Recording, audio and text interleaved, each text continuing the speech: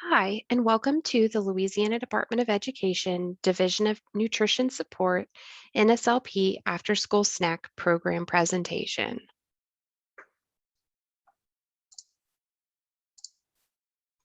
As defined in Federal Regulation 7 CFR Part 210, an after-school care program means a program providing organized childcare services to enrolled school-aged children after school hours for the purpose of care and supervision of children.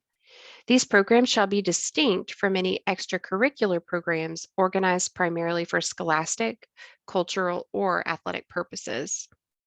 The intent of the after-school snack program is to assist schools that operate organized programs of care, which include education and enrichment activities known to help reduce or prevent children's involvement in juvenile crime or other high-risk behavior by providing snacks. Eligible programs serving snacks to children that meet USDA requirements may be claimed for reimbursement. A qualifying after-school snack program must meet all child nutrition program regulations pertaining to the after-school snack program and eligibility requirements at all times. It must operate through a school district or agency that participates in the National School Lunch Program. It must be operated by the school or agency site.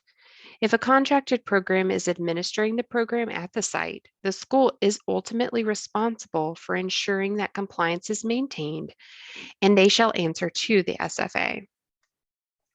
They must be the ultimate responsibility of the SFA, which will maintain final administrative duties at the site and overall program level.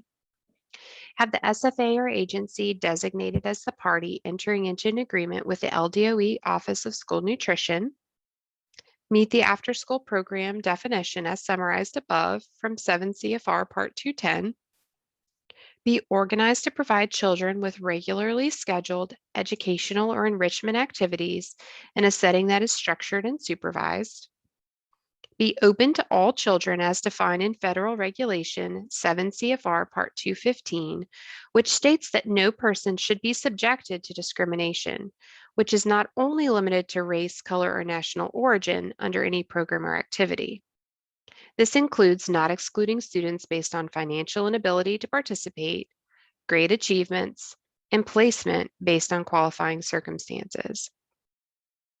It must be open to all students if it's considered an after-school extracurricular activity and cannot include tryouts, exclusivity, or participant selection. It may not, it includes only school-age children through the age of 18 years. Snacks served to children who are attending classes of pre-primary grade in a school, such as a Head Start or Even Start, and who are participating in an eligible after-school care program after their regularly scheduled school program may be claimed for reimbursement.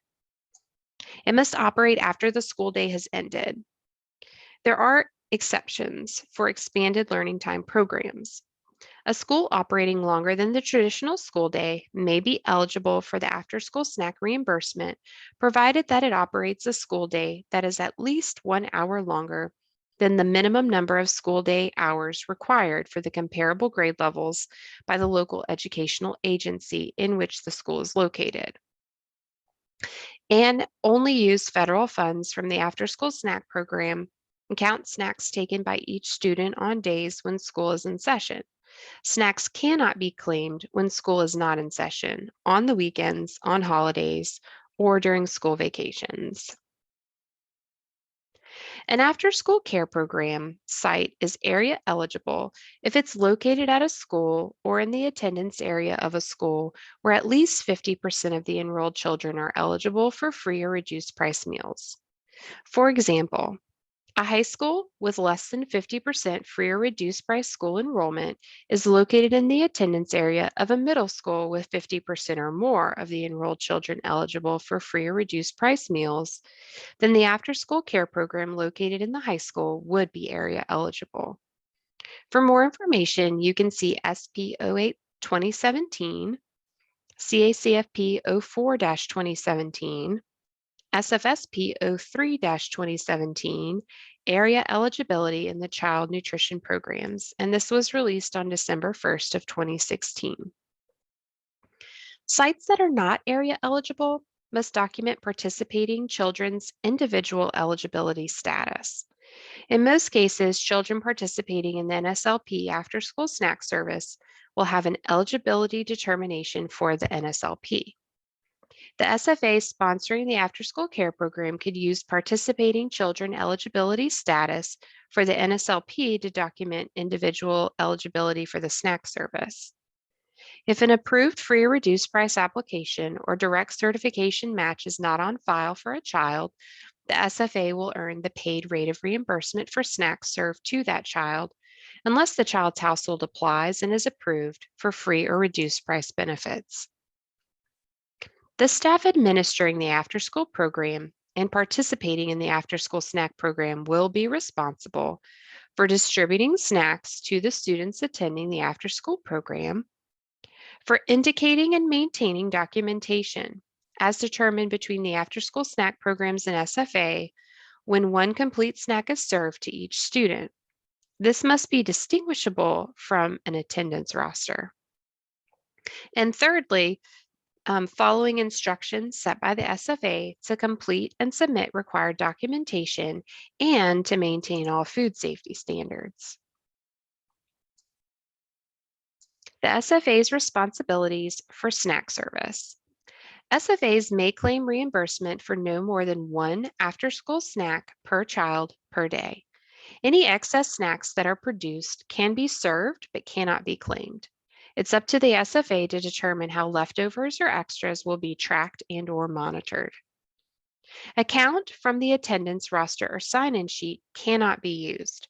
A distinguishable snack count must be maintained and be clearly identifiable. There is no offer versus serve option, but choices may be offered within components.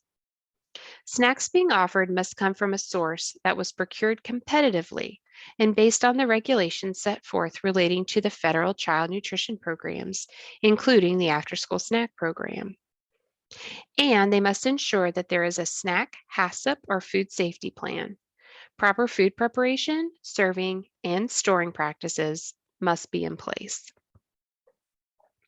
At a minimum, school food authorities participating under this provision must maintain the following records: an indication of program approval by LDOE Nutrition Support, documentation if the site is area eligible or non-area eligible.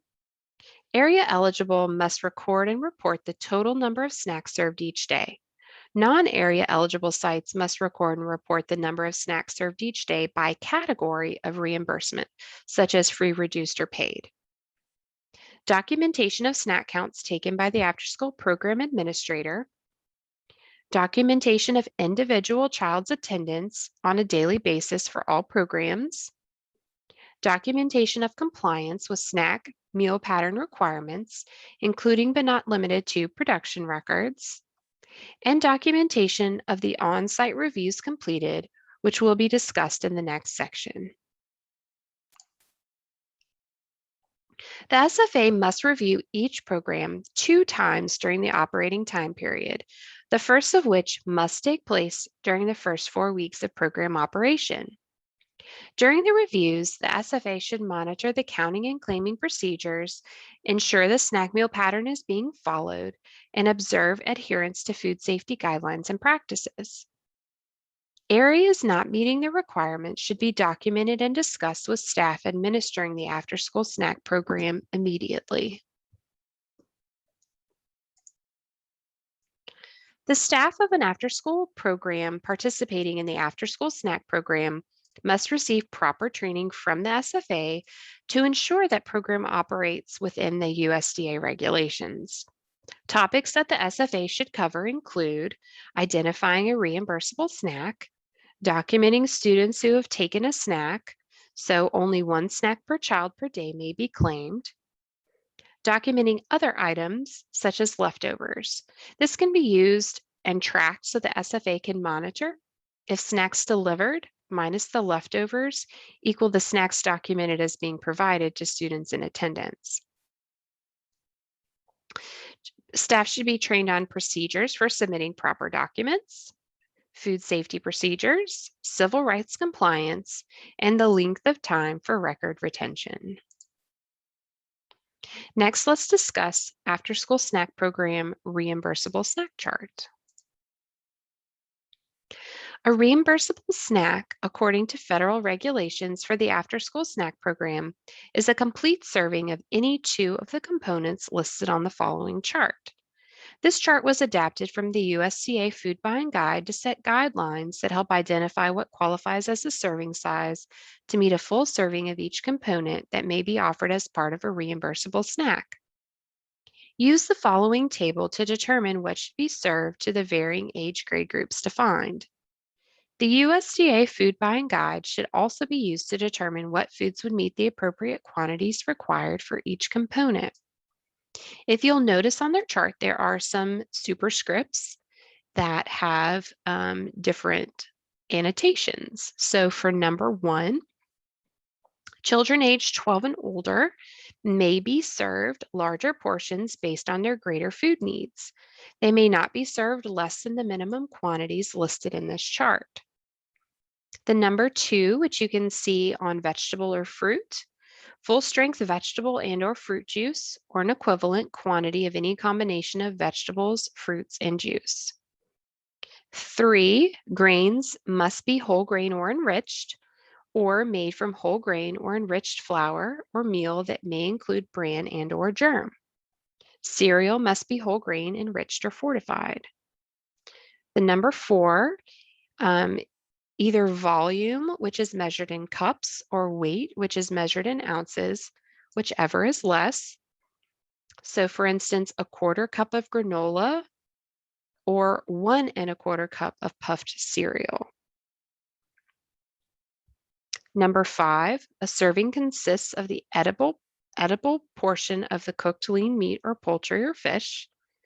Number 6, alternate protein products must meet the requirements in Appendix A of 7 CFR Part 210. Number 7, nuts and seeds are generally not recommended to be served to children ages 1 through 3 since they present a choking hazard. If served, nuts and seeds should be finely minced.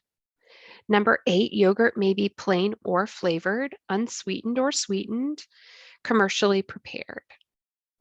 Number 9, juice may not be served when milk is the only other component. And number 10, only 2 sweets per week are permitted in the snack program, providing the items meet the grain requirements. Let's talk a little bit about the milk component. The NSLP snack service must offer unflavored or flavored fat-free milk or unflavored low-fat milk.